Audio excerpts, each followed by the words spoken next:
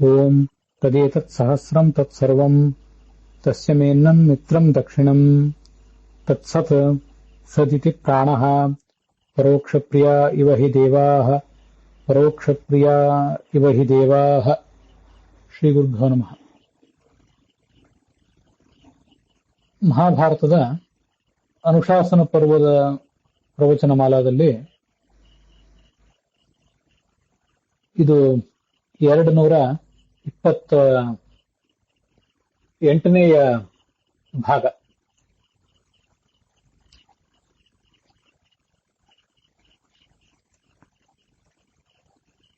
ಸ್ವಸ್ತ್ಯಸ್ತು ಸತಾಂ ಅಶೇಷ ಸನ್ಮಂಗಲಾನಿ ಭವಂತು.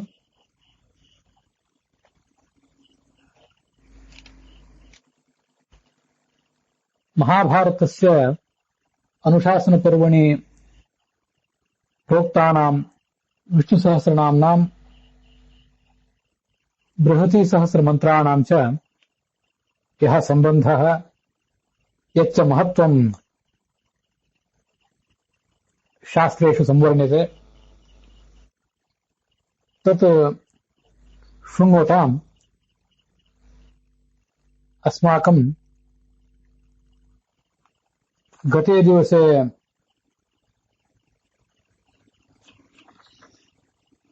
ಪಂಚರೂಪಸ್ಯ ಹರೇಃ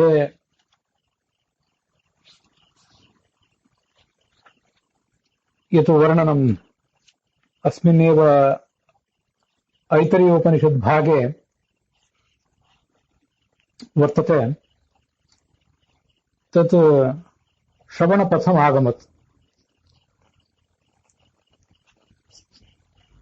ಅದ್ಯ ಖಲು ದುರ್ಗಾಷ್ಟಮಿ. ನವರಾತ್ರ ಮಹೋತ್ಸವಸ್ಯ ಪ್ರಸಂಗೆ ರತಿಗತ್ವಾತ್ ಪರೋ ವಿಷ್ಣುಃ ರಾತ್ರಿರಿತ್ಯಭಿಧೀಯತೆ ತದಾಶ್ರಯತ್ವಾತ್ ದುರ್ಗಾಪಿ ರಾತ್ರಿರಿತ್ಯಭಿಧೀಯತೆ ಇತಿ ಐತರೇಯ ಉಪನಿಷದ್ ಭಾಷ್ಯೋಕ್ತ ದಿಶಾ ಭಗವಾನೇವ ಮುಖ್ಯತಃ ರಾತ್ರಿಃ ಇತ್ಯುಚ್ಯತೆ. ಭಗವತಃ ಸ್ತ್ರೀಪುಂ ರೂಪ ವಿಶಿಷ್ಟಸ್ಯ ವಿಷ್ಣೋಃ ರಾತ್ರಿಃ ಇತಿ ಕಿಂಚಿನ್ ನಾಮ. ರತಿಂ ದದಾತಿ. ರತಿಃ ಸಂತೋಷಃ. ರತಿಂ ರಾತಿ. ರಾತಿ ಇತ್ಯಸ್ಯ ಅರ್ಥಃ ದದಾತಿ. ಸಂತೋಷಕರತ್ವಾತ್ ಅಯಂ ಭಗವಾನೇವ ಮುಖ್ಯತಃ ರಾತ್ರಿಃ ಇತ್ಯುಚ್ಯತೆ. ತಸ್ಯೈವ ಭಗವತಃ ಪತ್ನಿತ್ವಾತ್ ತದಾಶ್ರಯತ್ವಾಚ್ಚ ದುರ್ಗಾ ಅಪಿ ರಾತ್ರಿಃ ಇತ್ಯಭಿಧೀಯತೆ. ತಸ್ಯ ರಾತ್ರಿರೂಪಸ್ಯ ನವರಾತ್ರಿರೂಪಸ್ಯ ಚ ಭಗವತಃ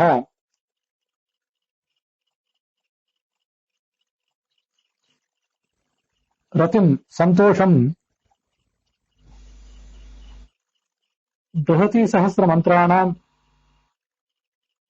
ವಿಷ್ಣು ಸಹಸ್ರನಾಮ್ನಾಂ ಚ ಸಂಬಂಧಂ ಪ್ರೋಕ್ತ್ವಾ ಶ್ರುತ್ವಾ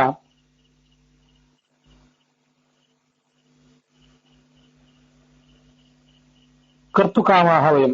ತಸ್ಯ ಭಗವತಃ ಸಂತೋಷಂ ಕರ್ತುಕಾಮಾಹ ವಯಂ ಅತ್ರ ಸರ್ವೇ ಉಪತಿಷ್ಠಾಮಹೆ.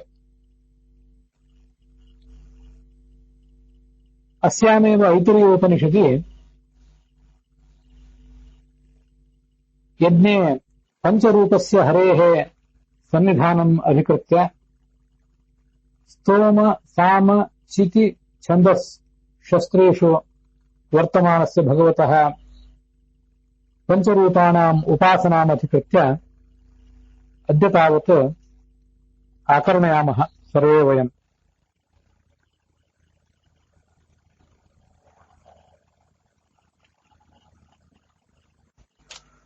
ಮಹಾವೃತ ಅನ್ನುವಂಥ ಯಜ್ಞ ಇಂದ್ರ ಮಾಡಿದ್ದನ್ನ ನಾವು ಕೇಳಿದ್ದೀವಿ.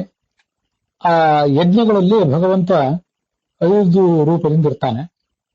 ಸಾಮಾನ್ಯವಾಗಿ ಯಜ್ಞ ಅನ್ನುವುದು ಅಗ್ನಿಹೋತ್ರ, ದಶಪೂರ್ಣಮಾಸ, ಚಾತುರ್ಮಾಸ್ಯ, ಪಶುಯಾಗ, ಸೋಮಯಾಗ ಅಂತ 5 ವಿಧವಾಗಿದೆ. ಉಪನಿಷತ್ತು ಅದನ್ನು ಹೇಳಿದೆ. ಸಯೇಷ ಯಜ್ಞಾನಾಂ ಸಂಪನ್ನತಮಃ ಯತ್ ಸೋಮಃ ಏತಸ್ಮಿನ್ ಹೀತಾಃ ಪಂಚವಿಧಾಃ ಅಧಿಗಮ್ಯಂತೆ.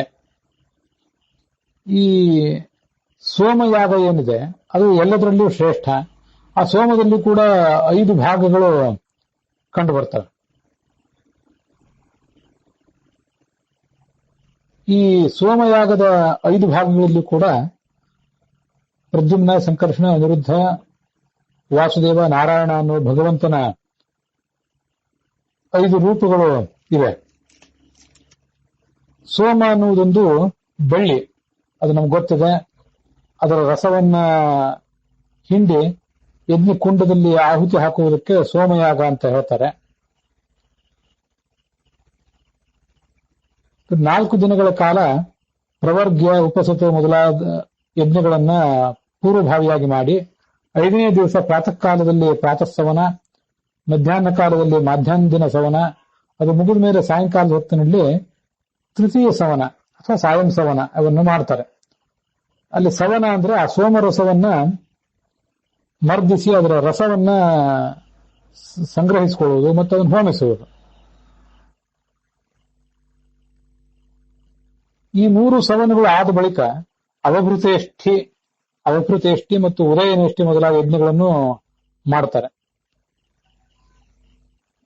ಈ ಸೋಮಯಾಗದಲ್ಲಿ 5 ಭಾಗಗಳೇನಿವೆ ಅದರಲ್ಲಿ ಈ ಅನಿರುದ್ಧ, ಪ್ರದ್ಯುಮ್ನ, ಸಂಕರ್ಷಣ, ವಾಸುದೇವ, ನಾರಾಯಣ ಅಂತ 5 ರೂಪದಿಂದ ಭಗವಂತ ಇರ್ತಾನೆ. ಮೊದಲ 4 ದಿನ ಪ್ರವರ್ಗ್ಯ, ಉಪಸತ್ ಮೊದಲಾದವುಗಳನ್ನು ಏನ್ ಮಾಡ್ತಾರೆ ಅದು ಮೊದಲನೇ ಭಾಗ. ಮುಂದೆ ಪ್ರಾತಃಸವನ, ಮಾಧ್ಯಂದಿನ ಸವನ ಮತ್ತೆ ಸಾಯಂ ಸವನ ಅಂತ 4 ಭಾಗಗಳಾದವು. ಮುಂದೆ ಕೊನೆಯದ್ದಾಗಿ ಅವಭೃತೇಷ್ಟಿ, ಉದಯನೇಷ್ಟಿ ಮೊದಲಾದನ್ನು ಮಾಡ್ತಾರೆ. ಹೀಗೆ 5 ಭಾಗಗಳು. ಅದರಲ್ಲಿ ಅನಿರುದ್ಧ, ಪ್ರದ್ಯುಮ್ನ, ಸಂಕರ್ಷಣ, ವಾಸುದೇವ, ನಾರಾಯಣ ಅಂತ ರೂಪದಿಂದ ಭಗವಂತ ಇದ್ದು ಆ ಯಜ್ಞವನ್ನು ನಡೆಸ್ತಾನೆ.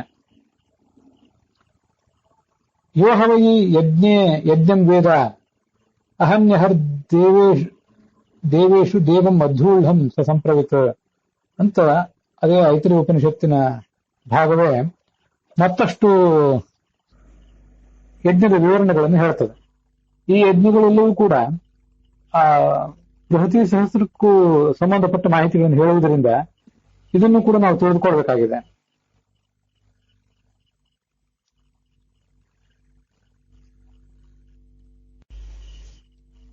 ಯಜ್ಞದಲ್ಲಿ ಯಜ್ಞ ಎಂಬ ಶಬ್ದದಿಂದಲೇ ಭಗವಂತ ಇರ್ತಾನೆ. ಅದನ್ನ ಅಂತರ್ಯಾಮೀತಿ ಯಜ್ಞಾದೇಹಿ ವಿಷ್ಣು ವಿದ್ಯಾದಿನಾಂ ರಮಾ ಅಂತ ಭಾಗವತ ತಾತ್ಪರ್ಯದಲ್ಲಿ ಯಜ್ಞಗಳಲ್ಲಿ ಯಜ್ಞ ಎಂಬ ಶಬ್ದದಿಂದಲೇ ಭಗವಂತ ಇರ್ತಾನೆ ಅಂತ ಹೇಳಿದ್ದಾರೆ.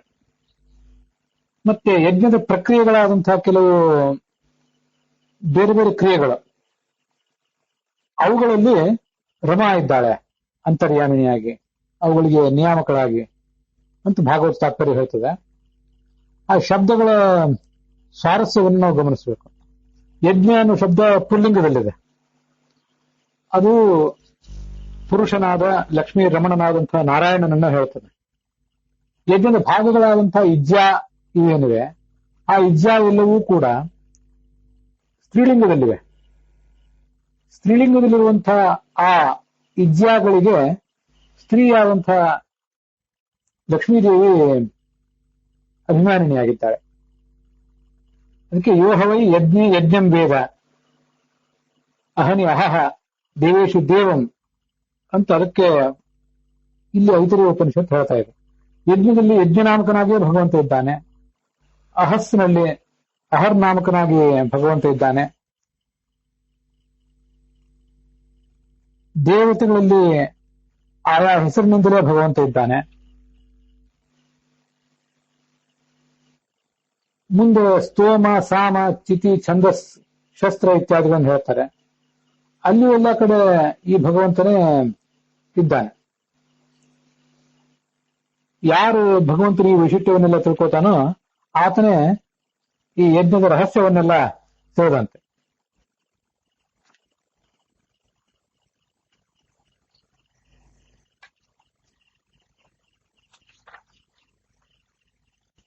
ಆ ಉಪನಿಷತ್ತಿನ ಭಾಷ್ಯದಲ್ಲಿ ಯಜ್ಞೇಶು ಯಜ್ಞನಾಮಾನಂ ಯಾಜ್ಯತ್ವಾತ್ ಪುರುಷೋತ್ತಮಂ, ಭಗವಂತನಿಗೆ ಯಜ್ಞ ಅಂತ ಯಾಕೆ ಹೇಳ್ತಾರೆ ಅಂದ್ರೆ ಯಾಜ್ಯತ್ವಾತ್, ಯಜ್ಞದಲ್ಲಿ ಮುಖ್ಯವಾಗಿ ಪೂಜೆಯನ್ನು ಸ್ವೀಕಾರ ಮಾಡುವಂತವನು ಭಗವಂತನಾಗಿದ್ದಾನೆ, ಆದ್ರಿಂದ ಅವನಿಗೆ ಯಜ್ಞ ಅಂತ ಹೆಸರು. ಮುಂದೆ ಅಹಸ್ಸುಗಳಲ್ಲಿ ಅಂದ್ರೆ ಈ ದಿನಗಳಲ್ಲಿ ಅವನೇ ಇದ್ದಾನೆ. ಅಲ್ಲಿ ದಿನಗಳಲ್ಲಿ ಅಹಸ್ಗಳಲ್ಲಿ ಇರುವ ಭಗವಂತನಿಗೆ ಅಹಹ ಅಂತಾನೆ ಹೆಸರು.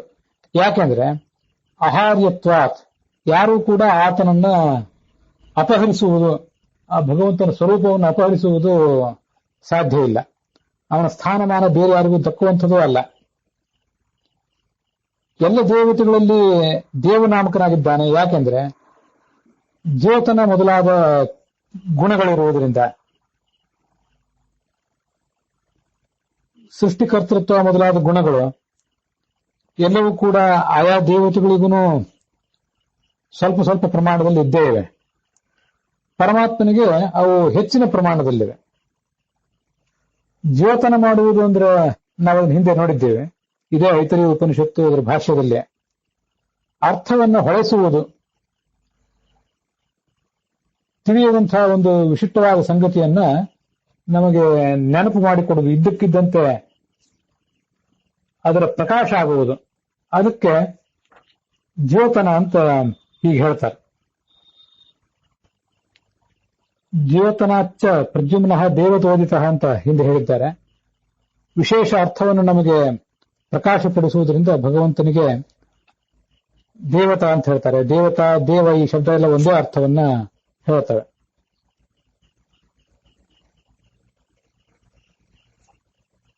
ಅಂಥ ಆ ಭಗವಂತನನ್ನ ಆಯಾ ನಾಮಗಳಿಂದ ಉಪಾಸಿಸಬೇಕು.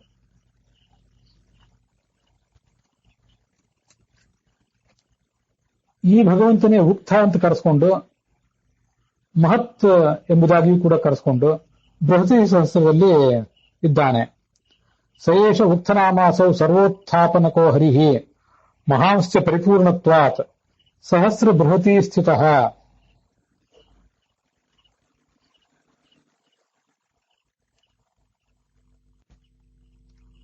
ಈ ಭಗವಂತ ಸ್ತೋಮ, ಸಾಮ, ಚಿತಿ, ಛಂದಸ್ಸು ಇತ್ಯಾದಿ ಕಡೆಗಳಲ್ಲೂ ಕೂಡ ಇದ್ದಾನೆ. ಪಂಚಕೃತ್ವ ಪ್ರಸ್ತೌತಿ, ಪಂಚಕೃತ್ವ ಉದ್ಗಾಯತಿ, ಪಂಚಕೃತ್ವ ಪ್ರತಿಹಂತಿ. ಈ ಸಾಮ ಗಾನದಲ್ಲಿ, ಸಾಮವೇದದಲ್ಲಿರುವಂತಹ ಪ್ರದ್ಯುಮ್ನಾನು ರೂಪ, ಅದು ಪ್ರಸ್ತಾವಾದಿ 5ರಲ್ಲಿಯೂ ಕೂಡ 5 ರೂಪಗಳಿಂದ ಇದೆ ಅಂತ ಆ ಉಪನಿಷತ್ತು ವರ್ಣನೆ ಮಾಡ್ತದೆ. ಈ ಸಾಮ ಗಾನ ಮಾಡುವಂತ ಉದ್ಗಾತ ಅನ್ನುವ ಒಬ್ಬ ಪುರೋಹಿತ ಆ ಪ್ರಸ್ತಾವವನ್ನು 5 ಬಾರಿ ಹಾಡ್ತಾನೆ, ಉದ್ಗೀತವನ್ನು 5 ಬಾರಿ ಹಾಡ್ತಾನೆ. ಇವೆಲ್ಲ ಪ್ರಸ್ತಾವ, ಉದ್ಗೀತ, ಹಿಂಕಾರ, ಪ್ರತಿಹಾರ, ನಿಧನ ಅಂತ ಸಾಮಗಾನದ 5 ಪ್ರಭೇದಗಳು. ಈ ಸಾಮಗಳಲ್ಲೂ ಕೂಡ ಅನೇಕ ಸ್ತೋಭಾಕ್ಷರಗಳಿವೆ. ತತ್ ಸ್ತೋಭ ಸಹಸ್ರಂ ಭವತಿ. ಸ್ತೋಭ ಅನ್ನೋದ್ರ ವಿವರಣೆಯನ್ನು ಕೂಡ ನಾವು ಮುಂದೆ ನೋಡ್ತೇವೆ. ಆ ಬೃಹತಿ ಸಹಸ್ರದ 5 ಭಾಗಗಳು ಈ ತರ ಆ ಯಜ್ಞದಲ್ಲಿ ಬಳಕೆ ಕಾಣುತ್ತವೆ. ತ್ರಿಚಾಶೀತಿಗಳು 83 ಋಕ್ಕುಗಳುಳ್ಳಂತಹ ಒಂದು ಭಾಗಕ್ಕೆ ತ್ರಿಚ ಅಂತ ಕರೀತಾರೆ. ಅಂಥವು 80 ತ್ರಿಚಗಳುಳ್ಳಂತಹ 2ನೇ, 3ನೇ ಮತ್ತು 4ನೇ ಭಾಗ, 80 ತ್ರಿಚಗಳಿಲ್ಲದ 1ನೇ ಮತ್ತು 5ನೇ ಭಾಗ. ಹೀಗೆ ಈ 5 ಭಾಗಗಳಲ್ಲಿ ಅನಿರುದ್ಧಾದಿ ಪಂಚಮೂರ್ತಿಗಳು ಆ 5 ಭಾಗಗಳಿಂದ ಸ್ತುತ್ಯವಾಗಿವೆ.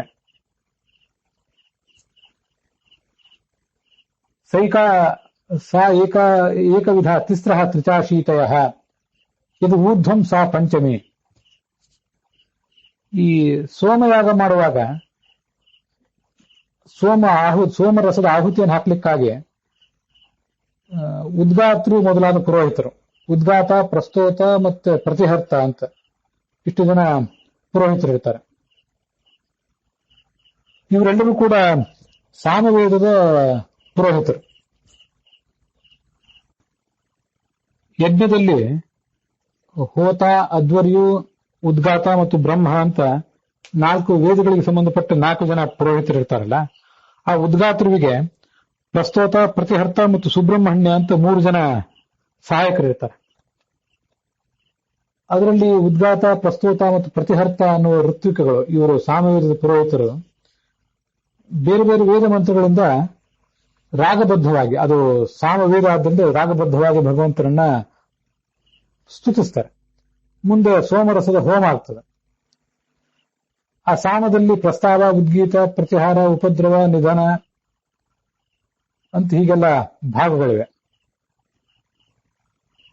ಒಂದು ಸಾಮವನ್ನ ತ್ರಿಚಾದಲ್ಲಿ, ಅಂದ್ರೆ 3 ಋಕ್ಕುಗಳುಳ್ಳಂತಹ ಸಮೂಹದಲ್ಲಿ 3 ಬಾರಿ ಹಾಡಬೇಕು. 3 ಬಾರಿ ಹಾಡಬೇಕಾದ್ರೆ ಅಲ್ಲಿರುವಂತಹ ಋಕ್ಕುಗಳನ್ನ ಮತ್ತೆ ಆವೃತ್ತಿ ಮಾಡಬೇಕಾಗ್ತದೆ. ಆ ಆವೃತ್ತಿ ಮಾಡಿದರೆ ಅದನ್ನು ಸ್ತೋತ್ರ ಅಂತ ಹೇಳ್ತಾರೆ. ಆವೃತ್ತಿಯ ಸಂಖ್ಯೆ ಏನಿರ್ತದೆ ಅದಕ್ಕೆ ಸ್ತೋಮ ಅಂತ ಕರೀತಾರೆ. ಬೇರೆ ಬೇರೆ ರೀತಿಯ ಸ್ತೋತ್ರಗಳಲ್ಲಿ ಆವೃತ್ತಿ ಎಷ್ಟು ಮಾಡಬೇಕು ಅನ್ನೋದು ಬೇರೆ ಬೇರೆ ಸಂಖ್ಯೆಯಲ್ಲೇ ಕಾಣಿಸ್ತದೆ. ಪ್ರತಿಯೊಂದಕ್ಕೂ ಕೂಡ ಆ ಆವರ್ತನದ ಸಂಖ್ಯಾ ಒಂದೇ ಇರೋದಿಲ್ಲ.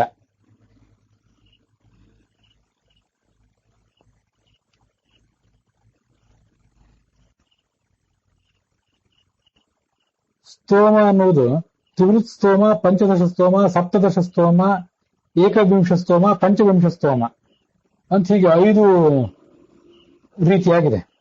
ಅಷ್ಟಷ್ಟು ಬಾರಿ ಅದನ್ನು ಆವರ್ತನೆ ಮಾಡ್ತಾ ಇರ್ತಾರೆ. ಹೀಗೆ ಸ್ತೋಮ ಅಂದ್ರೆ ಸಾಮಾನ್ಯ ವ್ಯಾಕರಣದ ಸಂಸ್ಕೃತ ಸಾಹಿತ್ಯದ ದೃಷ್ಟಿಯಿಂದ ಅದಕ್ಕೆ ಸಮೂಹ ಅಂತ ಅರ್ಥ, ಸ್ತೋಮ ಅನ್ನೋದಕ್ಕೆ. ಆದ್ರೆ ಈ ವೇದ, ವೈದಿಕ ಯಜ್ಞಗಳು ಇದಕ್ಕೆ ಸಂಬಂಧಪಟ್ಟಂತೆ ವಿಚಾರ ಮಾಡಿದಾಗ ಸ್ತೋಮ ಅಂದ್ರೆ ಆ ಆವರ್ತನದ ಸಂಖ್ಯೆ. ಇಂಥ ಸಂಖ್ಯೆಗಳು 5 ಇವೆ ಪ್ರಧಾನವಾಗಿ.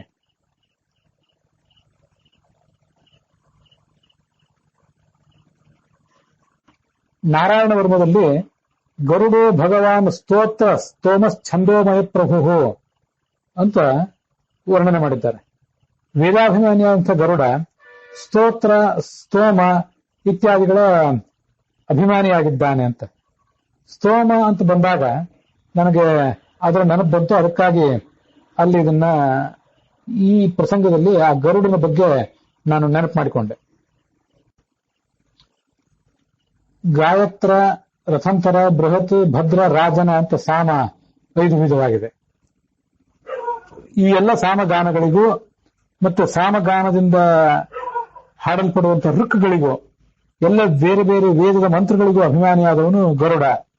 ಆತ ನಮ್ಮನ್ನು ರಕ್ಷಿಸಲಿ ಅಂತ ನಾರಾಯಣ ವರ್ಮದಲ್ಲಿ ಹೇಳ್ತಾರೆ.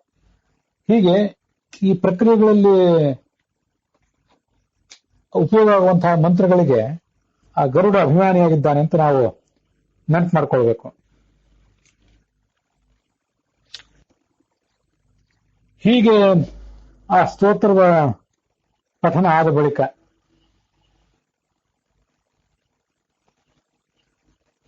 ಈ ಆವರ್ತನ ಮಾಡಿ ಹಾಡಿದ್ರೆ ಅದಕ್ಕೇನು ಸ್ತೋತ್ರ ಅಂತ ಕರೀತಾರೆ.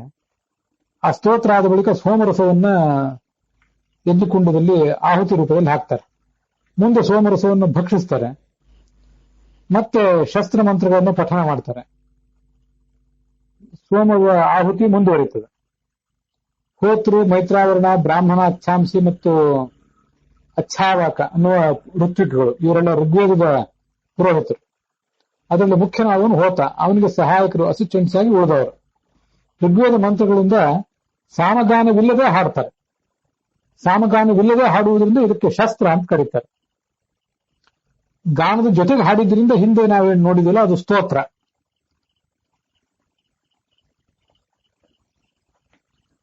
ನಾವು ಪ್ರಾತಃಸವನದಲ್ಲಿ ಆಜ್ಯ, ಪ್ರವುಗ ಮೊದಲಾದವುಗಳನ್ನ ಈ ಪುರೋಹಿತರು ವರ್ಣನೆ ಮಾಡ್ತಾರೆ ಅನ್ನೋದನ್ನು ನೋಡಿದ್ದೀವಿ. ಆದ್ಯ ಶಸ್ತ್ರ, ಪ್ರವುಗ ಶಸ್ತ್ರ ಮೊದಲಾದದ್ದು. ಮಾಧ್ಯಂದಿನ ಸವನದಲ್ಲಿ ಈ ಯಜ್ಞದ ಮಹಾವೃತ ಯಜ್ಞದ ಅಂಗವಾಗಿ ಬೃಹತಿ ಸಹಸ್ರವನ್ನ ಹೇಳ್ತಾರೆ. ಇದನ್ನೇ ನಿಷ್ಕೇವಲ್ಯ ಶಸ್ತ್ರ ಅಂತ ಹೇಳ್ತಾರೆ, ನಮಗದು ಗೊತ್ತಿದೆ. ಸಾಮಗಳು ಕೂಡ ಗಾಯತ್ರಿ, ರಥಂತರ ಮೊದಲಾದ ಸಾಮಗಳಿವೆ. ಛಂದಸ್ಸು ಗಾಯತ್ರಿ, ಉಷ್ಣಿಕ್, ಅನುಷ್ಟುಪ್, ಗಾಯತ್ರಿ, ಉಷ್ಣಿಕ್, ಬೃಹತಿ, ತ್ರಿಷ್ಟುಪ್, ದ್ವಿಪದ, ಹೀಗೆಲ್ಲ ಅನೇಕ ರೀತಿಯಾದಂತಹ ಛಂದಸ್ಸುಗಳಿವೆ. ಶಸ್ತ್ರಗಳು ಕೂಡ ಅನೇಕ ಇವೆ, ಕೇವಲ 5 ಮಾತ್ರ ಅಲ್ಲ ಇವು ಯಾವೂನು. ಹೀಗೆ ಈ ಸ್ತೋಮಗಳು, ಸಾಮಗಳು, ಛಂದಸ್ಸುಗಳು ಅನೇಕ ಇದ್ರೂ ಕೂಡ ಪಂಚರೂಪದ ಭಗವಂತನ ಉಪಾಸನೆ ನಾವು ಮಾಡಬೇಕಾಗಿರೋದ್ರಿಂದ ಆ ಸ್ತೋಮ ಮತ್ತು ಸಾಮಗಳಲ್ಲಿ 5 ಪ್ರಧಾನವಾಗಿ ಪರಿಗಣಿಸಿ ಹೇಳಿದ್ದಾರೆ ಅಂತ ತಿಳ್ಕೊಳ್ಬೇಕು. ಇಲ್ಲಿ ಐತರೇಯ ಉಪನಿಷತ್ನಲ್ಲಿ ತತ್ ಸ್ತೋಭ ಸಹಸ್ರಂ ಭವತಿ ಅಂತ ಬಂತಲ್ಲ. ಸ್ತೋಭ ಅಂದ್ರೆ ಈ ಸಾಮವನ್ನ ಹಾಡುವಾಗ, ಋಗ್ವೇದದ ಮಂತ್ರಗಳಿಗೆ ರಾಗವನ್ನ ಹೊಂದಿಸಿ ಹಾಡುವಾಗ ಕೆಲವು ಬಾರಿ ಅಲ್ಲಲ್ಲಿ ಅಕ್ಷರಗಳು ಕಡಿಮೆ ಅಂತ ಕಾಣ್ತವೆ. ಆಗ ಹ, ಉ ಮೊದಲಾದ ಅಕ್ಷರಗಳಿಂದ ಆ ಕೊರತೆಯನ್ನ ಭರ್ತಿ ಮಾಡ್ಕೊಳ್ತಾರೆ. ಇವತ್ತಿಗೂ ಕೂಡ ಗಾನ ಮಾಡುವವರು ಅನೇಕ ರೀತಿಯ ಅಡ್ಜಸ್ಟ್ಮೆಂಟ್ಗಳನ್ನು ಮಾಡ್ಕೊಂಡಿರ್ತಾರೆ. ಅದು ಕೇಳುವವರಿಗೆ ನಮಗೆಲ್ಲರಿಗೂ ಗೊತ್ತಿರ್ತದೆ. ಈ ಹ, ಉ ಮೊದಲಾದ ಸ್ತೋಭಾಕ್ಷರಗಳೇನಿವೆ ಇವೆಲ್ಲ ಈ ಸಾಮವೇದದ ಸಾವಿರಾರು ಪ್ರಭೇದಗಳ ಪೈಕಿ ಒಂದೊಂದು ರೀತಿಯಾಗಿ ಬೇರೆ ಬೇರೆ ಇವೆ. ನಮಗೆ ಇದು ಗೊತ್ತಿದೆ. ಋಗ್ವೇದದ ಶಾಖೆಗಳು 24, ಯಜುರ್ವೇದದ್ದು 101, ಮತ್ತೆ ಸಾಮವೇದಕ್ಕೆ 1000 ಶಾಖೆಗಳು ಇದ್ದವು.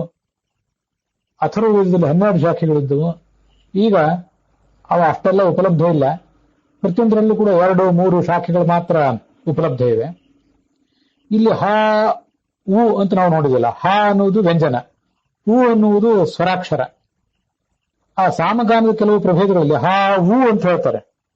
ವ, ವ, ವಿ, ವಿ, ಉ ವ್ಯಂಜನದ ಉ ಅನ್ನು ಬಳಸ್ತಾರೆ ಕೆಲವು ಕಡೆ. ಹೀಗೆ ಆ ಸಾಮಗಾನದ ಪ್ರಭೇದಗಳಿವೆ.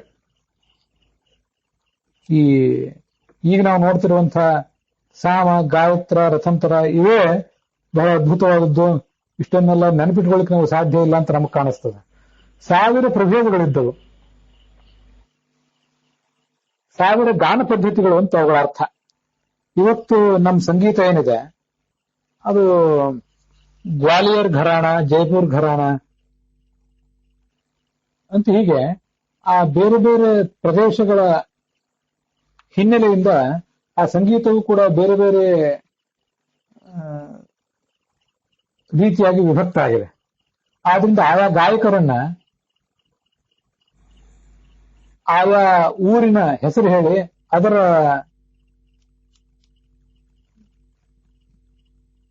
ಆ ಗಾನ ಪದ್ಧತಿಯ ಬಳಕೆಯನ್ನು ಮಾಡುವಂಥವ್ರು, ಅದರಲ್ಲಿ ಪ್ರಸಿದ್ಧರಾದವರು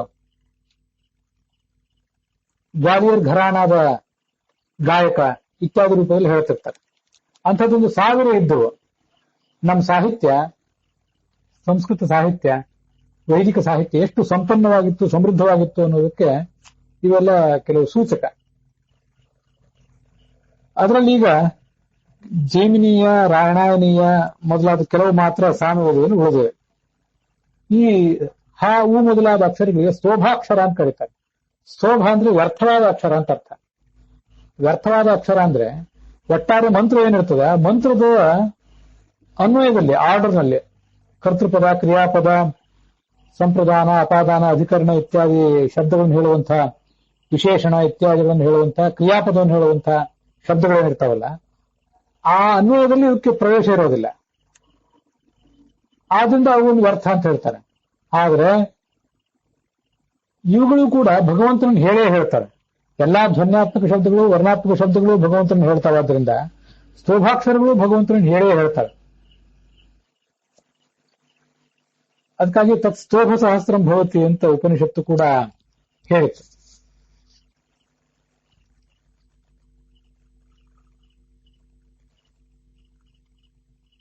ಇಲ್ಲಿ ಸಾಮದ 5 ಪ್ರಭೇದಗಳಲ್ಲಿ ಕೂಡ ಪ್ರದ್ಯುಮ್ನಾದಿ ರೂಪ ಅನಿರುದ್ಧಾದಿ ರೂಪಗಳಿಂದ ಇದೆ ಅಂತ ಅನ್ನೋದನ್ನ ನಾವು ಕೇಳ್ತೇವೆ.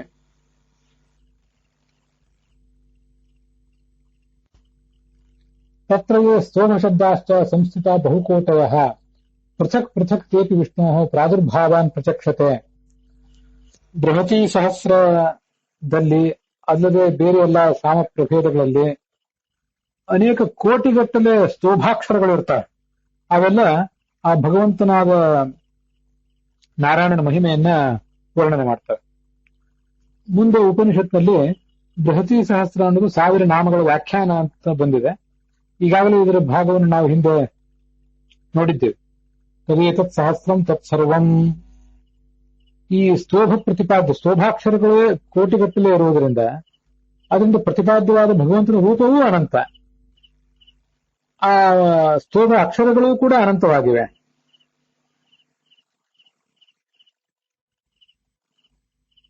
ಹೀಗೆ ತದೇತತ್ ಸಹಸ್ರಂ ಸರ್ವಂ ಅನ್ನೋದು ಭಗವಂತನ ರೂಪಗಳನ್ನು ಹೇಳ್ತದೆ, ಆ ಸ್ತೋಭ ಅಕ್ಷರಗಳನ್ನು ಹೇಳ್ತದೆ.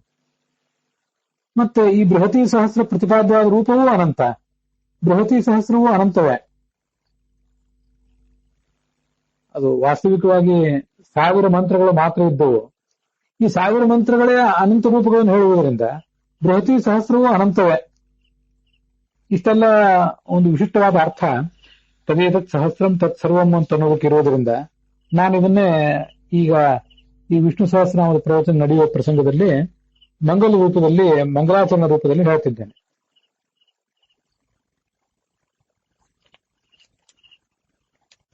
ಇದರ ಭಾಷ್ಯದಲ್ಲಿ ಬರುವಂತಹ ಅರ್ಥವನ್ನ ನಾವು ಈಗಾಗಲೇ ನೋಡಿದ್ದೇವೆ. ಸಹಸ್ರ ಅಂದ್ರೆ ಸಹ ಅಂದ್ರೆ ಜೊತೆಗೆ, ಸ್ರ ಅಂದ್ರೆ ಹೋಗುವಂಥದ್ದು. ಯಾವತ್ ಬ್ರಹ್ಮವಿಷ್ಠಿತಂ ತಾವತ್ ವಾಕ್ ಅಂತ ಘರ್ಮ ಸೂಕ್ತದಲ್ಲಿ ಬರುವಂತಹ ಮಂತ್ರ ಇದೆ. ಪರಮಾತ್ಮ ಎಷ್ಟೆಷ್ಟು ರೂಪಗಳನ್ನು ತಾಳಿದ್ದಾನೋ ಅಷ್ಟಷ್ಟು ರೂಪಗಳಿಂದ ಈ ವಾಕ್, ವೈದಿಕ ವಾಕ್ ಭಗವಂತನನ್ನ ಪ್ರತಿಪಾದಿಸ್ತದೆ.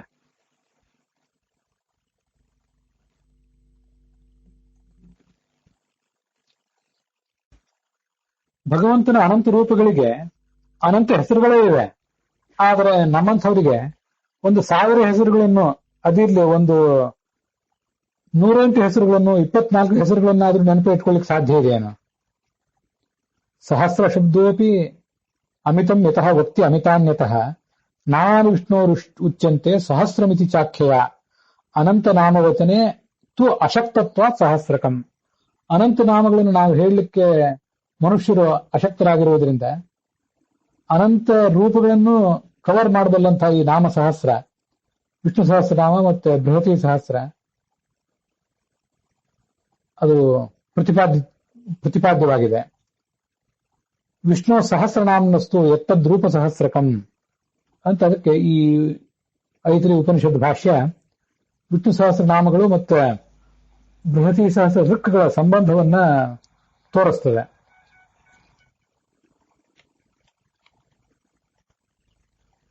ಪೃಥಕ್ ಪೃಥಕ್ ಹಿ ನಾನಾರ್ಥಾಃ ಋತ ಏತಾಃ ಪ್ರಕೀರ್ತಿತಾಃ.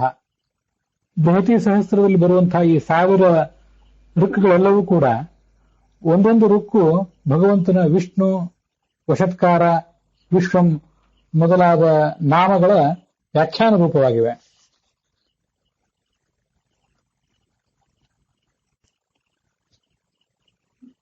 ತತ್ಸರ್ವಂ ತಾನಿ ದಶ, ತಾನಿ ದಶೇತಿ ವೈ ಸರ್ವಂ. ಭಗವಂತನ ಮತ್ಸ್ಯಾದಿ ರೂಪಗಳು ಮತ್ಸ್ಯ, ಕೂರ್ಮ, ವರಾಹ, ನರಸಿಂಹ, ವಾಮನ, ಪರಶುರಾಮ, ರಾಮ, ಕೃಷ್ಣ, ಬುದ್ಧ, ಕಲ್ಕಿ ಅಂತ 10 ಇವೆ. ಬೃಹತಿ ಸಹಸ್ರದ 5 ಭಾಗಗಳು ಮತ್ತೆ ಸಾಮದ 5 ಭಾಗಗಳು ಸೇರಿ ಒಟ್ಟು 10 ಇವೆ. ಈ 10 ಭಗವತ್ ರೂಪಗಳು ಈ 10 ಭಾಗಗಳಿಂದ ಪ್ರತಿಪಾದ್ಯ ಆಗಿವೆ. ವಸ್ತುತಃ ಭಗವಂತನ ಈ 10 ರೂಪಗಳೇ ಅನಂತ ರೂಪಕ್ಕೆ ಸಂಕೇತವಾಗಿವೆ. ಅದನ್ನ ಹೀಗೆ ವರ್ಣನೆ ಮಾಡ್ತಾರೆ. ಮತ್ಸ್ಯ, ಕೂರ್ಮ ಇತ್ಯಾದಿ ರೂಪಗಳಿವೆಯಲ್ಲ, ಮತ್ಸ್ಯ ರೂಪವೇ ಮತ್ಸ್ಯ ಕೂರ್ಮ, ಮತ್ಸ್ಯ ವರಾಹ, ಮತ್ಸ್ಯ ನರಸಿಂಹ, ಮತ್ಸ್ಯ ವ್ಯಾಸ, ಮತ್ಸ್ಯ ಹಂಸ ಇತ್ಯಾದಿ ರೂಪಗಳಿಂದ ಅನೇಕ ಪ್ರಭೇದಗಳನ್ನು ಪಡೆಯುತ್ತದೆ. ಹೀಗೆ ಈ 10 ಅನ್ನುವುದೇ ಅನಂತಕ್ಕೆ ಸಂಕೇತವಾಗಿದೆ. ಅನಂತ ರೂಪಗಳ ಮಹಿಮೆಯನ್ನ, ಲಕ್ಷಣಗಳನ್ನ 10 ನಾಮಗಳು ಕೂಡ ಹೇಳಬಲ್ಲವು. ಇದನ್ನ ಶ್ರವಣ ಮಾಡ್ತಾ ಇದ್ದಾಗ ನಮಗೊಂದು ವಿಷಯ ಸ್ಪಷ್ಟ ಆಗ್ತದೆ. ಭಗವಂತನಿಗೆ 22 ಅವತಾರಗಳನ್ನ ಭಾಗವತದ 1ನೇ ಸ್ಕಂದ 2ನೇ ಸ್ಕಂದ ಇತ್ಯಾದಿ ಕಡೆಗಳಲ್ಲಿ ವರ್ಣನೆ ಮಾಡಿದ್ದಾರೆ. ಆ 22 ರೂಪಗಳೆಲ್ಲ ಇರುವಾಗ 10 ರೂಪಗಳನ್ನು ಮಾತ್ರ ಒಂದು ಗುಂಪು ಅಂತ ಯಾಕೆ ಹೇಳ್ತಾರೆ? 10 ರೂಪಗಳ ವೈಶಿಷ್ಟ್ಯ ಏನು ಅಂತ. ಈ 10 ರೂಪಗಳು ಬೃಹತಿ ಸಹಸ್ರದ 5 ಭಾಗಗಳಿಂದ ಮತ್ತೆ ಸಾಮದ 5 ಭಾಗಗಳಿಂದ ಪ್ರತಿಪಾದ್ಯವಾದದ್ದು. ಆದ್ರಿಂದ ಈ 10ನ್ನ ಆ 22ರಿಂದ ಪ್ರತ್ಯೇಕಿಸಿದ್ದಾರೆ. ವಸ್ತುತಃ ಉಳಿದ ರೂಪಗಳು ಈ ರೂಪಗಳು ಗುಣವೈಭವದಲ್ಲಿ ಯಾವುದಕ್ಕೂ ಕಡಿಮೆ ಏನಲ್ಲ. ಆದರೂ 10 ರೂಪಗಳು ಬೃಹತಿ ಸಹಸ್ರದ ಮತ್ತೆ ಸಾಮದ ತಲಾ 5 ಭಾಗಗಳಿಂದ ಪ್ರತಿಪಾದ್ಯ ಆಗಿರುವುದರಿಂದ 10 ಭಾಗಗಳನ್ನು ಪ್ರತ್ಯೇಕವಾಗಿ ಹೇಳ್ತಾರೆ. ಮತ್ತೆ ಗಾಯತ್ರಿಯಲ್ಲಿ ಇದನ್ನು ಕೇಳಿ ನಮ್ಗೆ ಗೊತ್ತಿದೆ. ಗಾಯತ್ರ್ಯಾಂ ಸಂಸ್ಥೋ ವಿಷ್ಣು ತ್ರಿರೂಪ ಸೂರ್ಯಸನ್ನಿವ ದ್ವಿತೀಯೋ ನಾಮ ಮತ್ಸ್ಯಾದಿ ಅಂತ ಹೀಗೆ ಆ ಗಾಯತ್ರಿಯ ಮಂತ್ರದಿಂದ ಪ್ರತಿಪಾದ್ಯವಾದದ್ದು ಕೂಡ ಈ 10 ರೂಪಗಳು. ಅದಕ್ಕಾಗಿ 10 ರೂಪಗಳನ್ನ ಪ್ರತ್ಯೇಕಿಸಿದ್ದಾರೆ. ಅದು ಹೀಗಿದೆ. ಛಾಂದೋಗ್ಯ ಉಪನಿಷತ್ನಲ್ಲಿ 3ನೇ ಅಧ್ಯಾಯದಲ್ಲಿ ಗಾಯತ್ರಿ ವಾಯುಧಂ ಸರ್ವಂ ಭೂತಂ ಯದಿದಂ ಕಿಂಚ ಅಂತ ಹೀಗೆ ವರ್ಣನೆ ಮಾಡಿದ್ದಾರೆ. ಯದಿದಂ ಕಿಂಚ ಭೂತಂ ಪ್ರಭೂತಂ ಪರಿಪೂರ್ಣಂ ಚ ತತ್ಸರ್ವಂ ಗಾಯತ್ರಿ ಭಗವಾನೇವ ಅಂತ ಆ ಛಾಂದೋಗ್ಯ ಭಾಷ್ಯದಲ್ಲಿ ಆಚಾರ್ಯರು ಅದರ ಅರ್ಥವನ್ನ ವರ್ಣನೆ ಮಾಡ್ತಾರೆ.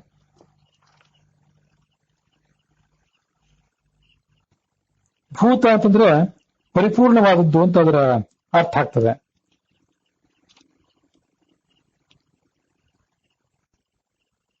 ಶೇಷ ಚತುಷ್ವಿಧ ಷಡ್ವಿಧ ಗಾಯತ್ರಿ ದ್ವಿತೀಯಶ್ಚೈವ ಮತ್ಸ್ಯಾದಿ. ಗಾಯತ್ರಿಯಿಂದ ಪ್ರತಿಪಾದಿತವಾದಂತಹ 6 ರೂಪಗಳಲ್ಲಿ ಮೊದಲನೇದ್ದೊಂದು ಸ್ತ್ರೀ ರೂಪ, ಎರಡನೇದ್ದು 10 ರೂಪಗಳ ಒಂದು ಗುಂಪು. ಮತ್ಸ್ಯಾದಿ ಭೂತನಾಮ ಅವತಾರಕ. ಅವನೇನು ಈ ಮತ್ಸ್ಯಾದಿ ರೂಪದಿಂದ ಅವತಾರ ಮಾಡ್ತಾನೆ, ಅದಕ್ಕೆಲ್ಲದಕ್ಕೂ ಕೂಡ ಭೂತ ಅಂತ ಹೆಸರಿದೆ. ತತ್ ಸವಿತುರ್ ವರೆಣ್ಯಂ ಭರ್ಗಃ ದೇವಸ್ಯ ಧೀಮಹಿ ಧಿಯಃ ಯಹ ನಃ ಪ್ರಚೋದಯಾತ್. ಈ 10 ಶಬ್ದಗಳು ಆ ಭಗವಂತನ 10 ರೂಪಗಳನ್ನ ವರ್ಣನೆ ಮಾಡ್ತವೆ. ಹೀಗೆ 10 ರೂಪಗಳನ್ನ ಪ್ರತ್ಯೇಕಿಸಿ ನಾವು ತಿಳ್ಕೊಳ್ಳಿಕ್ಕೆ, ದಶಾವತಾರಗಳು ಅಂತ ಪ್ರತ್ಯೇಕವಾಗಿ ಹೇಳಲಿಕ್ಕೆ, ಈ 10 ಎಂಬುದು ಒಂದು ವ್ಯೂಹ ರೂಪ. ಭಗವಂತನು ಒಂದು ರೂಪಗಳ ಒಂದು ಗುಂಪಿನ ಸಂಖ್ಯೆ ಇದೆ. ಮತ್ತೆ ಗಾಯತ್ರಿಯ 10 ಶಬ್ದಗಳಿಂದ ಪ್ರತಿಪಾದಿತವಾದದ್ದು, ಈ ಮತ್ತೆ ಬೃಹತಿ ಸಹಸ್ರದ 5 ಭಾಗಗಳಿಂದ ಮತ್ತೆ ಸಾಮದ 5 ಭಾಗಗಳಿಂದ ಪ್ರತಿಪಾದಿತವಾದದ್ದು.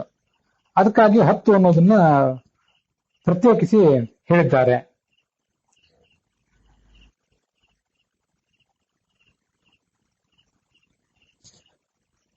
ಪ್ರಸ್ತಾವಾದ್ಯೈಃ ಆ ನಿಧನೈಃ ಸ್ತೂಯಂತೆ ಸಾಮಭಕ್ತಿಭಿಃ. ಹಿಂಕಾರ, ಪ್ರಸ್ತಾವ, ಉದ್ಗೀತ, ಪ್ರತಿಹಾರ, ನಿಧನ ಅಂತೇನು 5 ಸಾಮಗಳಿವೆ. ಆ ಸಾಮದ ಪ್ರಭೇದಗಳಿಂದಲೂ ಕೂಡ ಈ 5 ರೂಪಗಳು ಪ್ರತಿಪಾದ್ಯ. ಮತ್ಸ್ಯ, ಕೂರ್ಮ, ವರಾಹ, ನರಸಿಂಹ, ವಾಮನ ಅನ್ನುವುದು ಬೃಹತಿ ಸಹಸ್ರದ 5 ಭಾಗಗಳಿಂದ ಪ್ರತಿಪಾದ್ಯ. ಪರಶುರಾಮ, ರಾಮ, ಕೃಷ್ಣ, ಬುದ್ಧ, ಕಲ್ಕಿ ಅನ್ನುವುದು ಆ ಸಾಮದ 5 ಭಾಗಗಳಿಂದ ಪ್ರತಿಪಾದ್ಯ ಅಂತ ನಾವು ತಿಳ್ಕೊಳ್ಬೇಕು.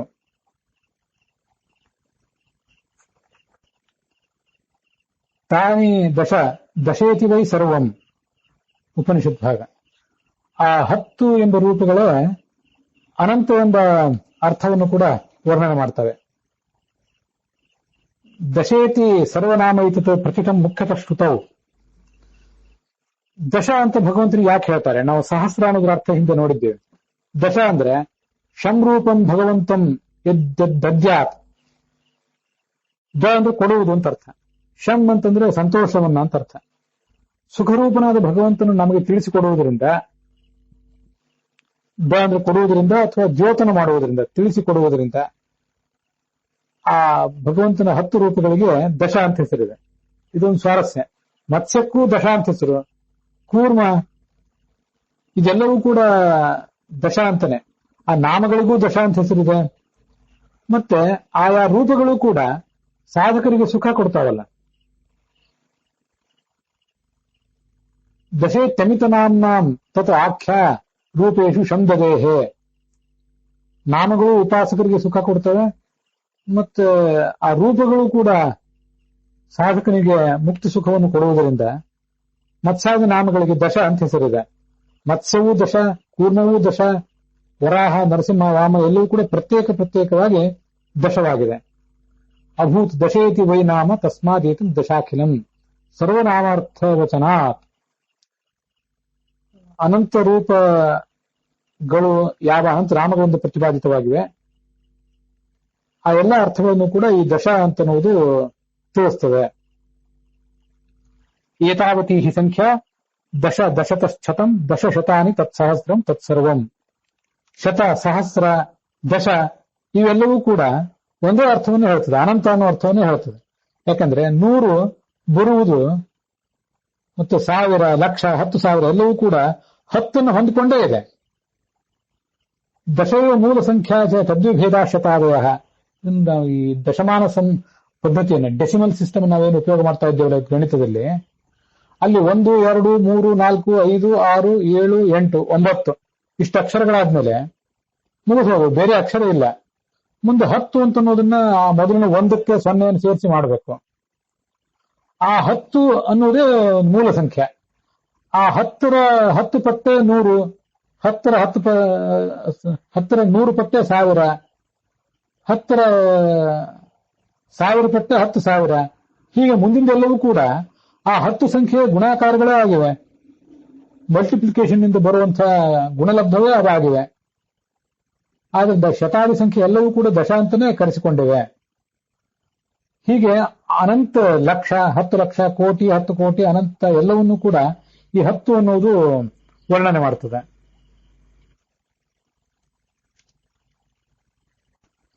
ಋಕ್ಸಹಸ್ರಮಿದಂ ತಸ್ಮಾತ್ ಅನಂತ ಗುಣಮಚ್ಯುತಂ ಅನಂತ ಶಕ್ತಿಮ ಅಮಿತಂ ಅನಂತ ರೂಪಂ ನಾಮಾನಮೇವಚ.